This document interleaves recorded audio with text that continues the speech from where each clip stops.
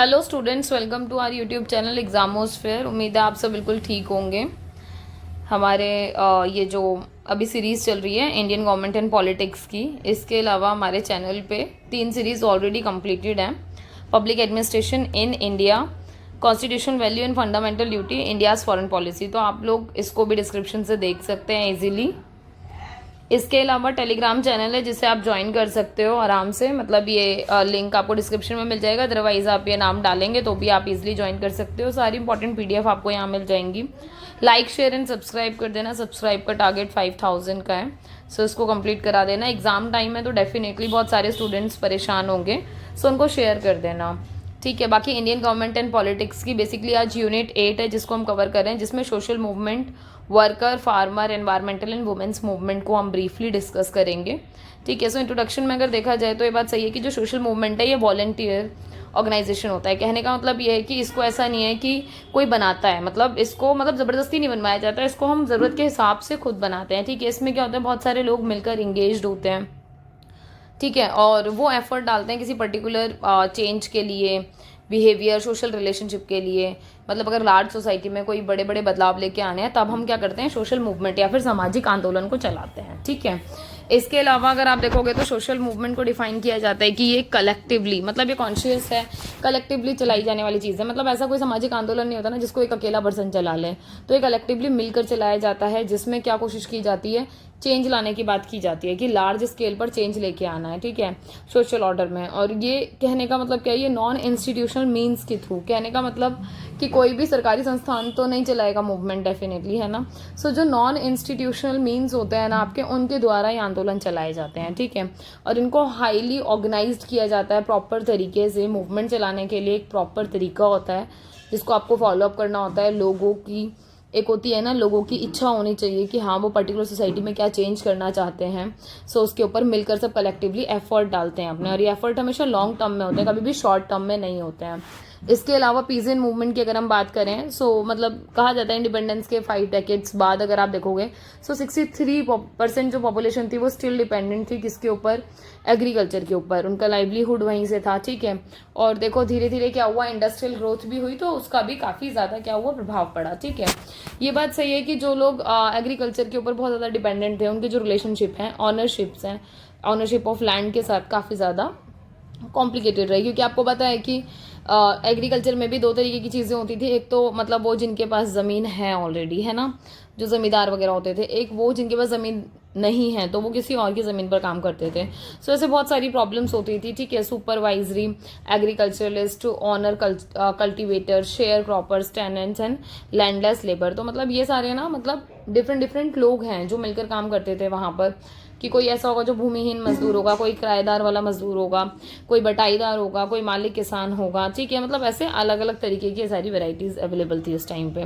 अगर आप देखोगे तो एक साइड ये भी था कि जो एग्रीकल्चरलिस्ट हैं वो जो होमोजीनियस होते थे, होमोजीनियस समझ रहे हो, जो सेम कैटेगरी फॉलो करते हैं, ना, मतलब वो कह रहे हैं कि जो small holding operated mainly by family labour, मतलब ये कि जिनके पास छोटी सी ज़मीन है और वो मिलकर ही इस पर क्या कर रहे हैं, अपनी जोत वगैरह लगा रहे हैं, ठीक है।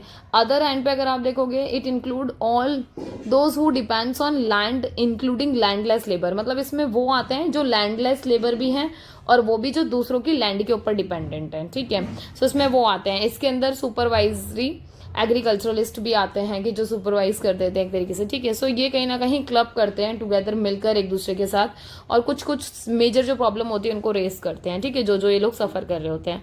क्लासिफिकेशन में अगर आप देखोगे तो पीजेंट मूवमेंट्स इंडिया में अगर देखा जाए तो जर्नली क्लासीफाई किया जाता है, जैसे प्री ब्रिटिश या फिर कॉलोनियल वाले टाइम का, और एक है आपका पोस्ट इंडिपेंडेंस, मतलब आज़ादी से पहले और आज़ादी के बाद वाला टाइम, ठीक है। जो क्लासिफिकेशन है वो बेस्ड है टाइम स्पैन के ऊपर। सीधी सी बात है कि जो टाइम का स्पैन है वो बहुत मैटर करता है क्लासिफिकेशन में, कि हाँ आप किसकी बात करो। जैसे हमने अपना टाइम स्पैन डिवाइड किया है इंडिपेंडेंस से पहले, इंडिपेंडेंस के बाद, ठीक है।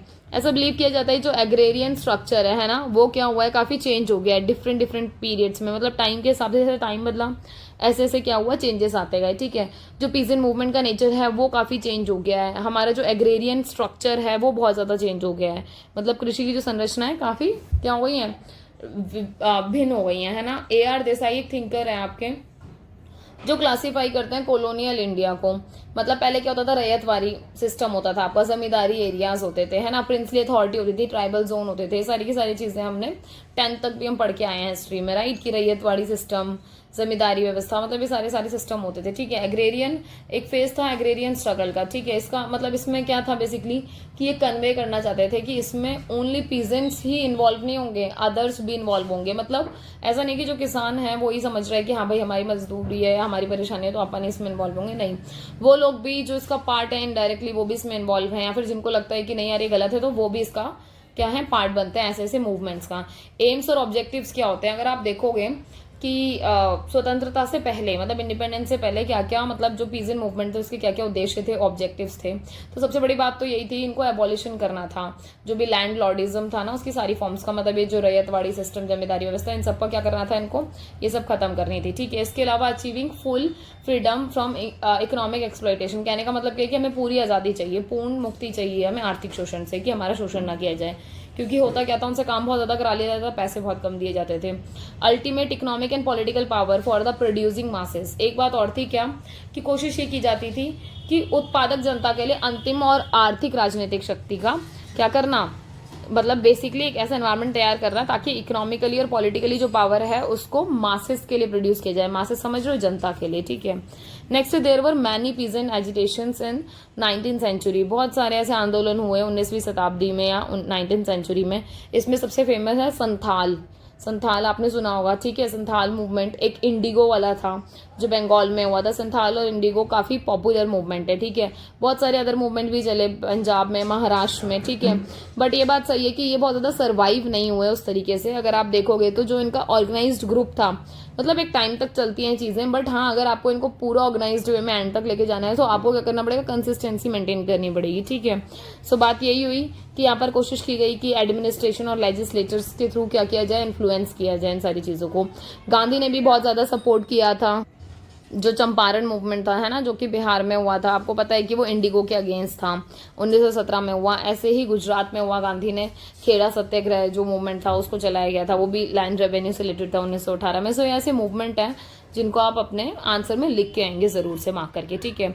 इसके अलावा पोस्ट इंडिपेंडेंस एरा के टाइम का अगर आप देखोगे तो वहां के कुछ उद्देश्य, कुछ चीजें शिफ्ट हुई, कुछ ऑब्जेक्टिव शिफ्ट हुए जो पीजेंट मूवमेंट थे आपके पोस्ट इंडिपेंडेंस के टाइम पे, मतलब स्वतंत्रता के बाद वाले टाइम पे, ठीक है। कुछ कुछ देखो स्प्रिट सेम रहती है कि बदलाव लाना है चाहे कुछ भी हो जाए, बट क्या होगा कि शिफ्ट होगा कुछ कुछ, है ना। सो शिफ्ट में क्या हुआ, स्ट्रगल फॉर रेडिकल रिफॉर्म, क्या कि अब हमें रेडिकल रिफॉर्म मतलब कट्टरपंथी सुधार के लिए हमें संघर्ष करना है। दूसरा क्या है कि प्राइस की बात हो रही है कि जो भी आप प्रोड्यूस कर रहे हो, assistant for to peasantry to increase agriculture production, मतलब एग्रीकल्चर की प्रोडक्शन के लिए आप क्या करो, उनको सहायता प्रदान की जाए ताकि उनकी जो उपज है वो अच्छे से हो सके, कुछ उनको प्रॉफिट मिल सके, ठीक है। इसके अलावा establishing parity between price of agriculture produce industrial goods so that industrial goods required by the peasant and other section of working people are made available at reasonable price. कहने का मतलब क्या है कि किसान जैसे उगा रहा है जिस भी कीमत पे, मतलब किसान ने जो भी अपनी, मतलब जो मान लो कोई भी प्रोडक्शन को प्रोड्यूस किया है ना, उसने कोई भी अपने खेती में कोई भी चीज उगाई, सो बेसिकली कोशिश क्या की जाएगी कि भाई किसान को भी नुकसान ना हो। इसके अलावा जब वो चीज आम जनता तक पहुंचे तो वो भी रीजनेबल रेट पे पहुंचे, ऐसा ना हो उसके भाव इतने ज्यादा महंगे हो रखे हों कि आम जनता उसको अफोर्ड ही ना कर पाए, है ना, वो चीज नहीं होनी चाहिए। इसके अलावा adequate minimum wages for agriculture labour, जो लेबर है जो वहां काम कर रही है तो कम से कम उनको मिनिमम वेजेस हो, मतलब कुछ तो फिक्स करो कि हाँ उनकी दिहाड़ी या मजदूरी जो भी है कि एटलीस्ट एक लिमिटेड हो। ऐसा ना हो ना कि कोई 100 रुपए ही दे रहा है, कोई 50 ही दे रहा है, जबकि गवर्नमेंट ने 300 फिक्स किए, तो मतलब कुछ इस तरीके की चीजें हुई, ठीक है। इसके अलावा एक है नक्सलबारी पीजेंट अपराइजिंग। नक्सलबारी आपको पता है ये हुआ कहाँ से शुरू था, basically northern part of India से, मतलब वेस्ट बंगाल की बात हो रही है, ठीक है, वहां से शुरुआत हुई इसकी। और ये मूवमेंट इरप्ट हुआ बेसिकली कहाँ पे, foothills of the eastern Himalayan West Bengal, मतलब वेस्ट बंगाल का भी जो ईस्टर्न हिमालय वाला पार्ट है वहाँ वो एरिया है, पर्टिकुलरली नक्सलबारी भी बोल देते हैं उस एरिया को, ठीक है, जो कि सिलीगुड़ी के सब डिवीजन में आता है, दार्जिलिंग डिस्ट्रिक्ट लगता है इसका, तो पर्टिकुलरली वहां से शुरू हुआ था। क्या बेसिकली जो लैंडलेस पीजेंट्स थे, मतलब वो किसान हमारे जिनके पास जमीन नहीं है, मतलब भूमिहीन किसान बोल देते हैं, वो बहुत लंबे टाइम से दावा कर रहे थे क्या कि उनकी जो भूमि पर चाय बागानों और अमीर किसानों द्वारा अतिक्रमण किया जा रहा है। मतलब उनको ये था कि मतलब जो भी वहाँ पर आसपास अवेलेबल लैंड है उसको क्या कर रहे हैं, जो भी टी एस्टेट वाले हैं या फिर रिच पीजेंट्स है वो वहाँ पर अपना दबदबा बना के रखते हैं। इन लोगों के पास कोई भी अपॉर्चुनिटी हो ही नहीं पाती कि लोग कुछ कर पाए अपने लिए। कंटेम्प्रेरी टाइम में बहुत सारे ऐसे प्रोमिनेंट मूवमेंट हैं, बहुत सारे ऐसे मूवमेंट चलाए जाते हैं जो रिच, आप देखोगे रूरल पीजेंट्रीज के माने जाते हैं। देखा जाए तो बहुत सारी ना ऐसी यूनियन है जो बन चुकी हैं, जुड़ चुकी हैं, जैसे BKU भारतीय किसान यूनियन, ये वेस्टर्न उत्तर प्रदेश की है, पंजाब हरियाणा, ठीक है, मतलब वहाँ पर काफ़ी पॉपुलर है, ऐसी बहुत सारी, ठीक है। एक है सेहतकारी संगठन SS बोल देते हैं, जो रिप्रेजेंट करती है प्राइमरी इंटरेस्ट को, जैसे sugar cane, cotton, tobacco, grape, ठीक है, इसके अलावा अनियन, ठीक है। इन सबको मतलब ये जितने भी ग्रोवर हैं जो भी इसके उत्पादक करते हैं, जो भी इसका उत्पादन करते हैं या ग्रो करते हैं, साउथ वेस्ट वाला पार्ट हो गया महाराष्ट्र, ठीक है, मतलब ये ऐसे एरिया हैं। या फिर इसके अलावा आप गुजरात में भी देखोगे ये ऐसी यूनियन है जो मिलकर क्या करती हैं, अपनी बातें या फिर किसानों की बातें मिलकर स्ट्रांगली सरकार के आगे पहुंचाती हैं, ठीक है। अब आती है बात वर्कर मूवमेंट की, तो आप देखोगे मॉडर्न पावर्ड इंडस्ट्रीज, मतलब आप देखो सबसे बड़ी बात क्या है कि देखो यहाँ पर जो इंडस्ट्री है वो मतलब वेस्टर्न टेक्नोलॉजी के ऊपर बेस्ड है, ठीक है। जैसे ही इंडिया में सारी चीज़ें आई मिड 1950s में या फिर 19th सेंचुरी में कह लो, रेलवे भी कंस्ट्रक्ट हुई। अराउंड एरिया वही था बॉम्बे कोलकाता वाला, ठीक है। अब बॉम्बे एंड कोलकाता वाला जो एरिया था वहाँ की बात हो रही है, फॉर्मल लिंक्ड क्रिएट हुआ बॉम्बे में एंड बड़ौदा में, ठीक है, बड़ौदा गुजरात में आपका, ठीक है। बाद में फिर यही कलकत्ता तक चीज़ें आई, रानीगंज तक आई, ठीक है। तो आप देखो कोल माइनिंग सेंटर्स क्रिएट हुए आपके, तो ये सारी चीज़ें हैं। इसके अलावा आप देखोगे फर्स्ट टेक्सटाइल जो मिल थी उसका प्रोडक्शन कब शुरू हुआ, 1855 में बॉम्बे में। लार्ज स्केल पर टी प्लांटेशन शुरू हो गए थे इस टाइम पीरियड में, ठीक है।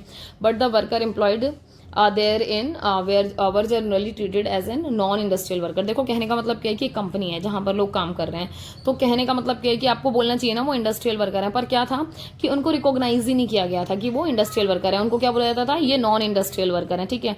ऐसे ही कॉटन टेक्सटाइल इंडस्ट्रीज की बात करोगे, ठीक है, वो भी मतलब वो भी एक्सपैंड हुई बेसिकली बॉम्बे में, ठीक है। स्प्रेड आउट हुई धीरे धीरे और भी सेंटर्स में, मतलब पहले एक ही जगह तो सेंटर खुलता है, एक ही जगह तो कंपनी खुलती है। जब लगता है भाई साहब कंपनी चल रही है, बढ़िया चल रही है, तो फिर क्या करते हैं और जगह भी उसकी ब्रांचेस खोल देते हैं। सो ऐसे ही सेंटर अहमदाबाद में खुला, मतलब जो कि गुजरात में है, ठीक है। ऐसे शोलापुर, नागपुर महाराष्ट्र में, कानपुर जो कि उत्तर प्रदेश में, ठीक है। ऐसे बहुत सारे आपको दिखेंगे, धीरे धीरे चीज़ें बढ़ी। आप देखोगे 1914 में 264 कॉटन मिल्स थी जिसके अंदर 2,60,000 वर्कर्स थे। ऐसी बंगाल में आप देखोगे तो 60 जूट की मिल्स थी, ठीक है, जिसमें 2 लाख के आसपास वर्कर्स थे 1912 में। मतलब ये उस टाइम का डेटा है। सो ये आप पुराना डेटा क्यों पढ़ रहे हो, क्योंकि आपको पता चलना चाहिए कि इनिशियली क्या कंडीशन थी, ठीक है। सो इसलिए इसके अलावा बहुत सारी डिफिकल्टीज रही, ठीक है। मतलब ये बात थी कि जितने भी आपके वर्कर्स हैं उनको बहुत प्रॉब्लम होती थी। जैसे आप देखो जो टाटा आयरन में और स्टील कंपनी में, मतलब टिस्को बोल देते हैं, भले इतनी बड़ी कंपनी है, ठीक है, इतनी नामी कंपनी थी, तो क्या हुआ कि वहाँ पर भी जो वर्कर है उनको मतलब बेटर पेड नहीं होता था, बहुत मतलब लेस सिक्योरिटी थी। स्मॉल फार्म में अगर लोग काम कर रहे हैं, जैसे अर्बन एरिया में जो बीडी वर्कर हैं आपके, जो गाँव में काम करते हैं रूरल एरिया में, तो बहुत बेकार परिस्थिति थी। अब अगर ये थी इंडिपेंडेंस से पहले, अगर इंडिपेंडेंस के बाद वाली बात करूँ तो अब क्या हो गया, ट्रेड यूनियन वगैरह बन गए इन वर्कर्स के लिए, ठीक है। इन्होंने प्रमोट करना शुरू किया, प्रोटेक्ट करना शुरू किया interest of workers through collective action, की क्या होगा कि हम प्रमोट भी करेंगे और हम प्रोटेक्ट भी करेंगे जितने भी वर्कर हैं सबके एक्शंस को, तो कलेक्टिवली मतलब मिलकर।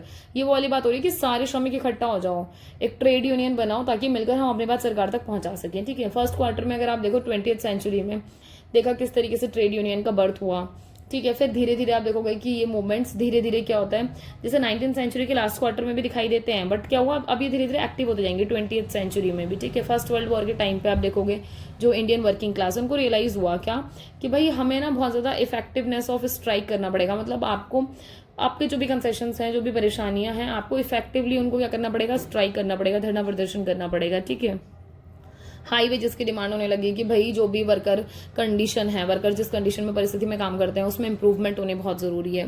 Series of strike were declared, जो स्ट्राइक्स की सीरीज है वो डिक्लेयर की गई। मतलब पहले एक सीरीज चलाई, मतलब पूरी सीरीज आप देखते हो ना, नॉर्मल वेब सीरीज में क्या होता है, बहुत सारे एपिसोड्स होते हैं आपके या फिर बहुत सारे पार्ट्स होते हैं, सेम ऐसी मूवमेंट्स की सीरीज चलाई गई डिमांड्स को बढ़ाने के लिए, ताकि इंप्रूवमेंट हो सके, ताकि हाई वेजेस मिल सके, अपनी बात फुलफिल हो सके, ठीक है। Textile worker of Madras formed the Madras labour union which lead in strike in 1918, मतलब ऐसे ही टेक्सटाइल वर्कर्स ने भी मतलब अपनी मद्रास लेबर यूनियन को क्रिएट किया 1918 में, ठीक है। ऐसे ही टेक्सटाइल लेबर जो एसोसिएशन है 1920 में बनी। अनदर इंपॉर्टेंट स्ट्राइक्स वगैरह मतलब उस टाइम पर काफ़ी थी, जैसे टिस्को की जमशेदपुर में 1920 में। ऐसे आप देखोगे बहुत सारे कॉन्फ्लिक्ट बढ़े इसी टाइम पे, ठीक है। स्ट्राइक्स वगैरह हुई, लॉकआउट्स वगैरह हुए, ये सब बहुत इंक्रीज हुए बहुत मैसिव लेवल पर 1960 और 70 के दशक में। सक्सेस क्या थी अगर आप देखोगे तो मोस्टली ये जो स्ट्राइक्स थी है ना, ये जो ऑर्गेनाइजेशन थी, बहुत सारी यूनियंस बनाई गई। 1920 में आप देखोगे AITUC, all India trade union Congress बनाई गई, ठीक है। इसने रिप्रेजेंट करना शुरू किया वर्कर के इंटरेस्ट को, कोऑर्डिनेट करना शुरू किया कि हाँ भाई जो भी वर्कर के इंटरेस्ट हैं, जो भी इनकी परेशानियां हैं, मतलब पूरी की पूरी कंट्री में मतलब इकट्ठी करके सरकार के सामने लाई जाए, ठीक है। 1926 में क्या हुआ, ट्रेड यूनियन एक्ट को पास किया गया, ठीक है। ये लैंडमार्क जजमेंट था, ये बहुत बड़ी बात थी ट्रेड यूनियन मूवमेंट के लिए कंट्री में, ठीक है। सो ऐसे ही होता है कि मिलकर सब काम करते तो वो चीज़ सक्सेसफुली भी होती है। अब बात करोगे पॉलिटिकल पार्टीज की और वर्कर्स के ऑर्गेनाइजेशन की, सो आप इसमें देखोगे कि किस तरीके से पॉलिटिकल पार्टीज़ और वर्कर ऑर्गेनाइजेशन मिलकर वर्क करते हैं। कुछ कुछ पॉलिटिकल पार्टीज़ भी हैं जो ऐसे एजेंडा को सपोर्ट करती हैं। जैसे आप देखोगे Indian national trade union Congress, ये स्टार्ट हुई थी 1947 में। इसको कंट्रोल किया गया कांग्रेस पार्टी के थ्रू, मतलब बैकग्राउंड में कहीं ना कहीं उसका सपोर्ट मिल रहा है इसको। ऐसे ही हिंद मजदूर सभा 1948 में शुरू हुई, सपोर्ट मिल रहा है प्रजा सोशलिस्ट पार्टी से, ठीक है। या फिर कहीं ना कहीं क्या है, उनसे जुड़ी हुई हैं United trade union Congress UTUC, जिसको 49 में बनाया गया और सम रेडिकल्स ने इसको क्या किया, क्रिएट किया। सो ऐसी बहुत सारी लेबर ऑर्गेनाइजेशन है जो मिलकर वर्क कर रही हैं किस चीज़ के लिए, बेटरमेंट ऑफ लेबर के लिए, ताकि जो श्रमिक हैं उनकी स्थिति और ज़्यादा मजबूत और बेहतर की जा सके, ठीक है। हालांकि कोई यूनिटी नहीं है इनके बीच में, मतलब ये जो अलग अलग यूनियंस हैं इन सबके बीच में कोई आपस में यूनिटी नहीं है, बट क्या होता है common policies, common ideologies follow कर रहे होते हैं कहीं ना कहीं। मतलब मोटिव सबका यही है कि हमें जो श्रमिक हैं, जो मजदूर हैं, जो लेबर हैं, उनकी परिस्थिति बेटर करनी है या इम्प्रूवमेंट करनी है, तो उनकी बात हो रही है।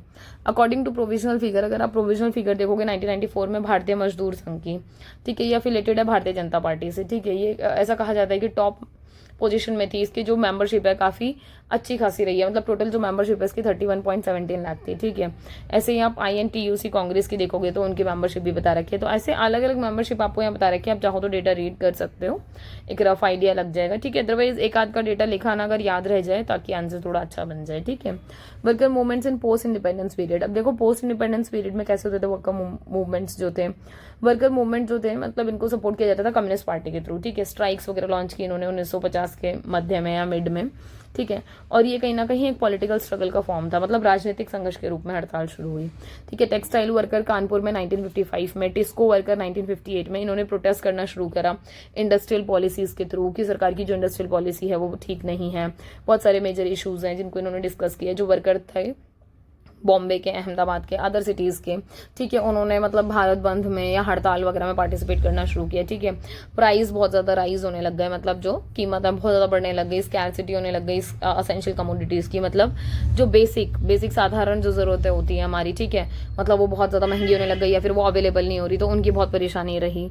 इसके अलावा आप देखोगे कि जो ट्रेड यूनियन है, ठीक है, वो क्लोजली लिंक होते हैं किसी ना किसी पॉलिटिकल पार्टी से। आपने स्टार्टिंग में ही देख लिया था, मतलब जब ये वाला टॉपिक शुरू किया था कि किस तरीके से पॉलिटिकल पार्टी बैकग्राउंड में सपोर्ट करती हैं या जुड़ी हुई हैं। ऐसे रीजनल पार्टीज हैं जैसे DMK हैं, ADMK हैं, इनके खुद की भी ट्रेड यूनियंस हैं, ठीक है। और अर्लियर फेज में अगर आप देखोगे सो जो वर्किंग क्लास स्ट्रगल है उनका अलग, मतलब अलग चलता है। स्ट्राइक्स वर स्पॉन्टेनियस। एक बात और है, जब स्ट्राइक्स की जाती है ना, ऐसा नहीं है कि 8-10 साल से प्लानिंग चल रही है, ठीक है। कहने का मतलब है स्पॉन्टेनियस बनती हैं कि अब अति हो गई, अब पानी सर के ऊपर से गया, अब हमें स्ट्राइक करनी है, अब हमें हड़ताल करनी है, ठीक है। सो क्या होता है, कोई ना कोई लीडर होता है, किसी की लीडरशिप में ही ये सारी चीज़ें की जाती हैं, ठीक है। सो वर्किंग क्लास के साथ मिलकर ये सब भी किया जाता है। अब एनवायरमेंट मूवमेंट की बात की जाए तो आपको पता है एनवायरमेंट मूवमेंट कितना ज़्यादा इंपॉर्टेंट है। यूनाइटेड नेशन की कॉन्फ्रेंस हुई थी ह्यूमन एनवायरमेंट के ऊपर स्टॉकहोम में 1972 में, ठीक है। सो इसने काफ़ी इंपॉर्टेंट रोल प्ले किया था क्योंकि बहुत सारी स्टडीज़ हुई थी, बहुत सारी रिपोर्ट्स हुई थी जिनको पूरा एनालाइज करके रिसर्च कर बात की गई एनवायरमेंट के ऊपर, किस तरीके से ये प्रेजेंट टाइम में और फ्यूचर जनरेशन के लिए इफेक्ट कर रहा है, कैसे कैसे क्या क्या प्रॉब्लम्स हो रही हैं। बात होती है ग्रीन पॉलिटिक्स की या इको ग्रीन्स की, है ना, या ग्रीन मूवमेंट भी कह देते हैं। जर्मनी में, नॉर्थ अमेरिका में चलाए गए 1980 में, ठीक है। ग्रीन नेटवर्क को फॉर्म किया गया, ग्रीन मूवमेंट को फॉर्म किया गया ताकि चीज़ों को क्या किया जा सके, मेंटेन किया जा सके, ठीक है। इसके अलावा कुछ एनवायरमेंटल मूवमेंट की अगर हम बात करें तो बहुत सारे इंपॉर्टेंट हैं, मतलब बहुत सारे आपको भी पता होंगे। जैसे ग्रीन एनवायरमेंट है उसको बहुत ज़्यादा सीरियस लिया गया था एक टाइम पे, फेमस हमारा जो इन्वायरमेंटल मूवमेंट है, चिपको आंदोलन, ठीक है, उत्तराखंड से शुरू हुआ था, हम सबको पता होना चाहिए, ठीक है। वुमेन एक्टिविस्ट इसमें काफ़ी ज़्यादा क्या थी, एक्टिव थी। इसके अलावा सुंदरलाल बहुगुणा के नेतृत्व में इसको चलाया गया था, ठीक है। आप ये भी देखोगे कि बहुत सारी वुमेन्स थी जो इसमें इन्वॉल्व थी, है ना, जिन्होंने वही पूरा कहानी तो आपको पता ही है, पूरे पेड़ों से चिपक गई थी वो, कि कुछ भी हो जाए पर हम पेड़ नहीं कटने देंगे, ठीक है। सो वो इंडस्ट्री के जो लोग थे फिर वो चले गए थे वापस, ठीक है, मतलब काफ़ी विरोध हुआ था। इसके अलावा लार्ज स्केल पर लॉन्चिंग हुई टिहरी रीजन में, मतलब पूरा वही टिहरी जो क्षेत्र था वहाँ पर, मतलब रोकने के लिए सब इकट्ठे हुए मिले, ठीक है। ऐसे ही फिशिंग कम्युनिटी है दक्षिण कन्नड़, मतलब इन्होंने लॉन्च किया मूवमेंट 1989 में, वही इंडस्ट्रीज़ के अगेंस्ट ही, कि इनकी वजह से क्या हो रहा है, मरीन पॉल्यूशन बहुत ज़्यादा हो रहा है, तो जिसकी वजह से हम मतलब जो भी हमारी फिशिंग कम्युनिटीज़ हैं वो बहुत ज़्यादा सफ़र कर रही हैं। आप देखोगे sanitation is a huge problem, मतलब सबसे बड़ी प्रॉब्लम है स्वच्छता की, क्योंकि इंडिया में स्वच्छता के लिए सोचो अलग से मूवमेंट लाना पड़ा, सुलभ मूवमेंट चलाया गया, ठीक है। शौचालय बनाए गए, क्योंकि हमारे यहाँ पर कोई शौचालय नहीं थे, मतलब बहुत सारी प्रॉब्लम्स थी कि लोग ऐसे ही मतलब क्या करते थे बिना शौचालय के ही, अब उनको जो भी मतलब अपनी देखो ये बेसिक चीज़ें हैं ना, कि हमें हर बंदा फ्रेश होने जाएगा ही जाएगा, बट एक बात बताओ, अगर हम खुले में शौच कर रहे हैं तो प्रॉब्लम क्या होगी, पूरा का पूरा एनवायरनमेंट पॉल्यूट हो रहा है, ठीक है। सो ऐसे में क्या होगा, बहुत सारी प्रॉब्लम्स, बहुत सारी बीमारियां बनती हैं, ठीक है। तो धीरे धीरे रियलाइज़ हुआ कि भाई शौचालय होने बहुत ज़्यादा ज़रूरी है, ठीक है। सो रिमोट एरिया में, स्लम एरिया में बहुत ज़्यादा ट्रबल होता है इस चीज़ के लिए। बहुत सारे ऐसे मूवमेंट चलाए गए, जैसे केरला में भी आप देखोगे त्रिवनंतपुरम में, ठीक है, वहाँ पर भी मतलब इस चीज़ को पूरा सेटअप किया गया, किस तरीके से जो ड्राई कंपोस्ट टॉयलेट्स बनाए गए, ताकि लोग क्या कर सकें, मतलब आराम से बिना किसी परेशानी को उठाए अपनी सारी प्रॉब्लम्स को सॉर्ट आउट कर सकें, ठीक है। एक ड्रिंकिंग वाटर की प्रॉब्लम थी कि साफ पानी नहीं मिलता, ठीक है। आप सबसे ज़्यादा देखोगे राजस्थान में प्रॉब्लम्स दिखाई देती है, हालांकि अब तो इंडिया के बहुत सारे पार्ट्स में दिखती हैं, पर सबसे मेजर राजस्थान में दिखाई देती है, ठीक है। तो तरुण भारत संघ इनिशिएट किया गया वाटर हार्वेस्टिंग के लिए कुछ विलेजेस में, ठीक है। अरावली रेंजेस में 1986 में ही हो गया था, ठीक है। चेक डैम्स वगैरह या जोहड़ वगैरह क्रिएट किए गए, ताकि मतलब ट्रांसफॉर्म की जा सके, वाटर को सरप्लस किया जा सके, तो ये सारी चीज़ें हुई। बहुत सारे आपके सक्सेसफुली मूवमेंट्स को लॉन्च किया गया, जैसे साइलेंट वैली प्रोजेक्ट है, ये केरला से रिलेटेड, ये प्रोजेक्ट बहुत ज़्यादा इंपॉर्टेंट था इन्वायरमेंट से मतलब रिलेटेड अगर देखा जाए तो। ऐसे ही नर्मदा बचाओ आंदोलन बहुत मेजर नाम है, मतलब बहुत इंपॉर्टेंट नाम है, मेधा पाटेकर, ठीक है। इन्होंने मतलब पूरा का पूरा इस मूवमेंट को चलाया। डैम वगैरह जो नर्मदा पे बिल्ट हो रही थी उसके लिए इन्होंने पूरा वो दिखाया किस तरीके से कि ह्यूमन को सफ़र करना पड़ रहा है, इकोलॉजिकल फैक्टर के तहत सफ़र हो रहा है ना। सो देखा जाए तो ये सारी ऐसी ऐसी चीज़ें हैं जिसकी वजह से अगर पता चलता है कि हाँ मतलब क्वेश्चनिंग कर रहे हो आप, कि आप भले ही डेवलपमेंट के लिए डैम्स क्रिएट कर रहे हो और सारी चीज़ें कर रहे हो, बट इसकी वजह से डिस्प्लेसमेंट हो रहा है, जो भी प्रॉब्लम्स हो रही है एनवायरमेंट को, तो वो सारी चीज़ें भी आपको ध्यान में रखने की जरूरत है। तो ऐसे बहुत सारे एनवायरमेंटल मूवमेंट चलाए गए, ठीक है। और एक और बात है कि इन एनवायरमेंटल मूवमेंट में वीमेंस का काफ़ी मेजर रोल रहा है, बहुत इंपॉर्टेंट भूमिका निभाई है उन्होंने। एनवायरमेंटल डिग्रेडेशन अगर आप देखोगे इंडिया की, सो आपको ये पता है कि बहुत सारे मेजर चैलेंजेस हैं, ठीक है। रिसेंटली अगर देखा जाए तो ये बात सही है कि हम रैपिडली बहुत ज़्यादा ग्रोथ करने की बात कर रहे हैं, बट कहीं ना कहीं क्या हो रहा है, इनकी वजह से हमारे जो नेचुरल रिसोर्सेज हैं उनका इरोजन हो रहा है, वो एकदम क्या होते जा रहे हैं, घटते जा रहे हैं, ठीक है। उनका मतलब एक होता है कि उनका क्या हो रहा है, वो बिल्कुल ही एकदम खत्म होने की परिस्थिति में, बट स्टिल अपन उनको मतलब कोई ऑल्टरनेट नहीं ढूंढ रहे हैं। तो ये सारी प्रॉब्लम्स हैं, इसीलिए बहुत ज़्यादा ज़रूरी था कि एनवायरमेंटल मूवमेंट चलाया जाए, ताकि लोगों को अवेयर किया जाए, उनको समझ में आए कि किस तरीके से आपको चीज़ें ज़रूरत के हिसाब से यूज़ करनी है। कोई ऑल्टरनेट ढूंढो, मतलब कोई ना कोई ऑप्शन होगा उस चीज़ का, कि अगर वो चीज़ खत्म हो रही है तो कुछ तो रास्ता होगा, कोई और रास्ता होगा, तो वो ढूंढो। लॉन्ग टाइम से ये सारी चीज़ें चल रही हैं। इसके अलावा सिंस इंडिपेंडेंस अगर आप देखोगे तो इकोनॉमिक डेवलपमेंट का बहुत ज़्यादा प्रेशर रहा है कि हाँ भैया हमें इकोनॉमिकली डेवलपमेंट होना है, मतलब डेवलप करना है।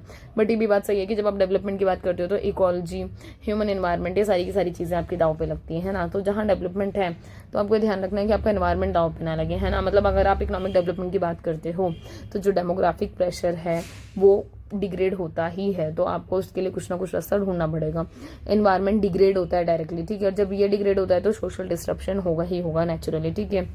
ये बात सही है कि बहुत स्ट्रॉन्ग लिंक है between environmental damage and poverty. ये बात सही है कि जब आप डेवलपमेंट की बात करते हो, देखो पॉवर्टी, एनवायरमेंटल डैमेज, ये बहुत सारी ऐसी इंपॉर्टेंट चीज़ें हैं कि आपस में जुड़ी हुई हैं, क्योंकि एनवायरमेंट डैमेज हो रहा है, एनवायरमेंट को अगर नुकसान हो रहा है तो कहीं ना कहीं पॉवर्टी सीधा सीधा जुड़ाव है, सीधा सीधा लिंक है इन सारी चीज़ों का। अगर इरोजन हो रहा है नेचुरल बेसिस का, ठीक है, तो ऐसे में क्या होगा, क्योंकि बहुत सारे लोग हैं उनका तो एनवायरनमेंट पे ही लाइवलीहुड है ना, तो वो तो अपना पूरा रास्ता ही, अपना पूरा जीवन ही अपन एनवायरनमेंट के आधार पर करते हैं। और अगर प्राकृतिक चीज़ों का नुकसान हो रहा है, वही चीज़ें मतलब एकदम एक होता है ना उनका डिप्लीशन होता जा रहा है, वो खत्म होती जा रही है, डिग्रेड होती जा रही है, तो ऐसे में तो लोग इफेक्ट होंगे ही होंगे।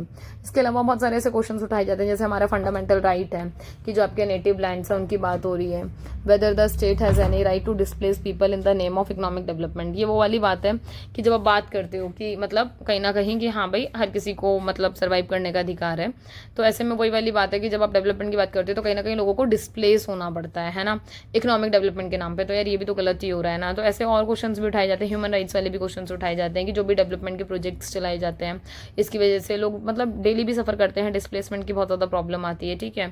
ऐसे जो प्रोजेक्ट्स हैं उसकी वजह से बहुत सारे विक्टिम्स, रिहेबिलिटेशन जो है, ये ऐसी चीज़ें हैं जिनकी वजह से बहुत ज़्यादा ना अपर्याप्त रूप में अगर आप देखोगे कि मटेरियल अवेलेबल नहीं है, मतलब nor psychologically compensate for lost land and resources. कहने का मतलब ये कि मान लो कि ये पर्टिकुलर एरिया है, पता चला यहाँ पर सरकार को कोई प्रोजेक्ट, कोई इंडस्ट्री लगानी है, कुछ भी है, ठीक है, तो जो यहाँ लोग रह रहे हैं अगर उनको डिस्प्लेस कराओगे आप, तो डिस्प्लेस कराने के लिए यार कोई जगह तो प्रोवाइड कराओ, पर कभी इन चीज़ों की तरफ ध्यान नहीं दिया जाता। अगर आप जगह प्रोवाइड करा भी देते हो या फिर आप उन्हें वो पैसे भी दे देते हो, तो जो साइकोलॉजिकली अटैचमेंट थी उस जगह से, या फिर मतलब बहुत सारी चीज़ें होती है ना, आप एक जगह से जुड़ जाते हो, आपका वहाँ पर पूरा लाइवलीहुड हो जाता है, अब आपको पूरा डिस्प्लेसमेंट हो गया, अब आपको नए यहाँ काम धंधे खोलने हैं, नए स्कूल, नए हॉस्पिटल, वो सारी चीज़ें देखनी है, तो बहुत मुश्किल हो जाती हैं चीज़ें मैनेज करनी। इसके अलावा बहुत सारी जो फैमिली हैं वो पुश होती हैं, अगर आप देखोगे कि उनको एक एरिया से दूसरे एरिया जाना पड़ता है, मतलब मजबूरी है उनकी कि उनको रीसेटलमेंट करना ही पड़ेगा, और वो ईजी नहीं होता, मतलब इट इज़ नॉट ईजी। मतलब एकदम से आपको बोल दिया जाए आप यहाँ से सब कुछ छोड़कर दूसरी जगह शिफ्ट हो जाओ, तो एकदम से ऐसा लगता है कि यार ऐसे कैसे, है ना। तो ये सारी प्रॉब्लम्स बहुत ज़्यादा रहती हैं, और ये वो प्रॉब्लम्स है। बहुत सारे ऐसे ग्रुप हैं जो जिनको फोर्सफुली भगाया जाता है या भेजा जाता है, ठीक है। और एक होता है कि ऐसे एनवायरनमेंट में जहाँ वो बिल्कुल नए हैं, मतलब नए एनवायरनमेंट में आप जाके एडजस्ट करोगे तो बहुत तकलीफ, बहुत सारी प्रॉब्लम्स आती है। कंक्लूजन की बात करें तो ये बात सही है, बहुत सारी स्टडीज़ हमने की, बहुत सारे डॉक्यूमेंट्स हमने पढ़े, हमें पता है कि किस तरीके से फिश वर्कर्स हैं वो अवेलेबल रहे हैं, ठीक है। और ये बात सही है कि बहुत सारे अर्बन बेस्ड ग्रुप भी हैं जो पॉपुलेशन के अगेंस्ट हैं, बहुत सारे रूरल एरिया में भी ऐसे ऐसे प्रोग्राम्स, एक्टिविटीज़ चलाई जाती हैं, कैंपेनिंग चलाई जाती हैं, अवेयरनेस प्रोग्राम चलाए जाते हैं, ताकि लोगों को ज़्यादा से ज़्यादा क्या हो सके कि पता चले इन प्रोग्राम्स के बारे में, एनवायरमेंटल हैज़ार्ड्स के बारे में पता चले, ताकि वो आगे आने वाली जो भी जनरेशन है उसके लिए, मतलब वो सस्टेनेबल डेवलपमेंट का सुना है ना आपने कॉन्सेप्ट, कि ताकि उसको ध्यान में रखते हुए क्या मतलब अपनी ज़रूरतें पूरी करें थोड़े में अगर हो सकती है, तो आगे आने वाली जनरेशन के लिए छोड़ दें। पता चला उनको कभी पता ही नहीं चलेगा अच्छा पेट्रोल नाम की कोई चीज़ होती थी क्या, मतलब वो कभी देख तक नहीं पाएंगे, क्योंकि इतना ज़्यादा डिप्लीट हो चुकी हैं चीज़ें, ठीक है। एनवायरनमेंट का इतना नुकसान हो रहा है, बेमौसम बारिश होती है फिर होती ही नहीं है, आपकी भूमि बंजर होती जा रही है, मतलब एकदम ड्रॉट, सूखा, अकाल पड़ जाता है। सो ये सारी प्रॉब्लम्स हैं जो आप लिख सकते हो इसमें, ठीक है। सो बाकी यूनिट 8 खत्म हुई। मैं बहुत ब्रीफली करा रही हूँ क्योंकि ये यूनिट्स ऐसे हैं जिसको आप अपनी लैंग्वेज में बहुत इजीली लिख सकते हो आराम से, ठीक है। सो कोई दिक्कत वाली बात नहीं है। बाकी thank you so much class तक बने रहने के लिए। लाइक, शेयर एंड सब्सक्राइब कर देना, टेलीग्राम चैनल ज्वाइन कर लेना, सब्सक्राइब का टारगेट आपका 5000 का, इसको पूरा करा देना ज़रूर से। बाकी पढ़ते रहो, आगे बढ़ते रहो, ध्यान रखो अपना, मिलते हैं नेक्स्ट वीडियो में बहुत जल्दी, बाय।